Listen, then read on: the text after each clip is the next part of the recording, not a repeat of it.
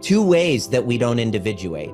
Either we have mommy dearest on a pedestal, daddy dearest is amazing, we pedestalize them, and we assign angelic, godlike attributes to them. Or the exact opposite. I hate him, my father was a abusive so-and-so, and this is why, da-da-da-da-da-da-da-da, and you justify how you're being because of the resentment.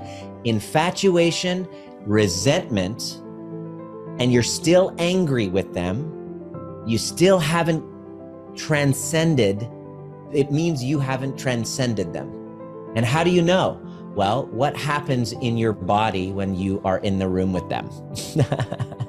How do you know if you've individuated with them? Here's how you know. Imagine hugging your parent. What happens to your body? If it contracts, you're still a victim to them and you haven't yet individuated. I'm not making it wrong. I'm not shaming you for it. I'm just saying true individuation is what I was working on after my last relationship. I actually moved back in with my parents to individuate from them at the age of 43 with my tail between my legs. I said, I figure this out. I haven't individuated. I'm gonna spend 3 months living at their place in the worst shape of my life, the most shameful, and I'm gonna learn to love myself and them through this. Because I was committed to creating a secure relationship. Was it scary? Was it hard? Was it full of conflict? Yes. But now when they come over, I have nothing but joy with them.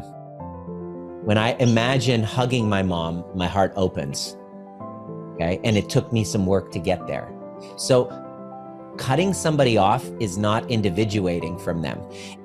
It might be the first step, because if having them in your life keeps putting you into the swamp of them, then yes, it's necessary to cut off so that you can build the resources so that you can then be around them, that person. But true individuation is this, is I can be around them and not lose myself.